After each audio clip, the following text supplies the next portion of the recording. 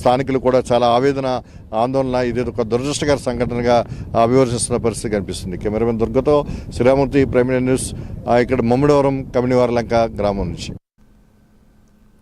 VR high school ఆధునీకరణ పనులు మంత్రి నారాయణ కూతురు పొంగూరి శరణి పరిశీలించారు.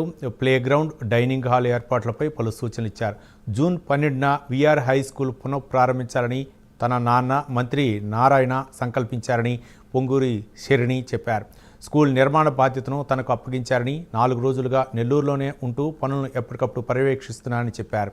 పేద పిల్లల కోసం చేపట్టిన మహాసంకల్పంలో భాగస్వామిని కావటం ఆనందంగా ఉందని పొంగూరి శరణి అన్నారు.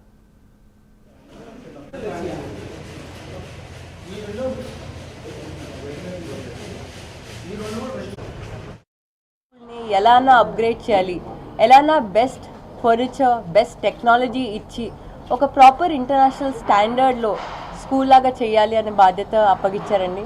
సో అప్పటి నుంచి నేను నెల్లూరులో ఉండి దగ్గరుండి రోజు విఆర్ స్కూల్కి వచ్చి నేను అప్గ్రేడేషన్ వర్క్స్ చూస్తున్నాను. స్కూల్ జూన్ 12th స్టార్ట్ అవుతుంది. అడ్మిషన్స్ కూడా త్వరలోనే ఓపెన్ అవుతాయి. మా నాన్నగారు విఆర్ స్కూల్లో చదివారు. ఇంత గొప్ప facilities, high and infrastructure, technology లేకుండే అండి. సో మా నాన్నగారు ఒకటే అన్నారు, నేను విఆర్ స్కూల్లో చదివాను, నెల్లూరులో ఉన్న ప్రతి ఒక్క నిరుపేదలు మంచి చదువు కోరుకుంటారు, మంచి విద్య దొరుకుతుంది అని గొప్ప సంకల్పంతో ఉన్నారండి. అందుకే నాకు రెస్పాన్సిబిలిటీ అప్పచెప్పారు. హై అండ్ టెక్నాలజీ యూజ్ చేసి హై అండ్ ఇన్ఫ్రాస్ట్రక్చర్తో మేము రూమ్స్ డిజైన్ చేస్తున్నామండి. మేము హై అండ్ స్పోర్ట్స్ ఫెసిలిటీస్ ఇస్తున్నామండి. సో ఈ స్టీమ్ బేస్డ్ లెర్నింగ్ ఇంటిగ్రేట్ చేస్తే ఖచ్చితంగా పిల్లలు బాగా చదువుకోవచ్చు. సో స్టీమ్ బేస్డ్ లెర్నింగ్ కూడా ఉంది. అండ్ ఇదే విధంగా హైడ్రోఫోనిక్స్ అనే కొత్త కాన్సెప్ట్తో మేము ఈ స్కూల్లో తేబోతున్నాము విఆర్ స్కూల్ని. టీడీపీ మహానాడుపై వైసీపీ నేత శైలజానాథ్ ఫైర్ అయ్యారు. మహానాడు కాదు, దగానాడు అని అన్నారు. రామారావును అధికారంలోంచి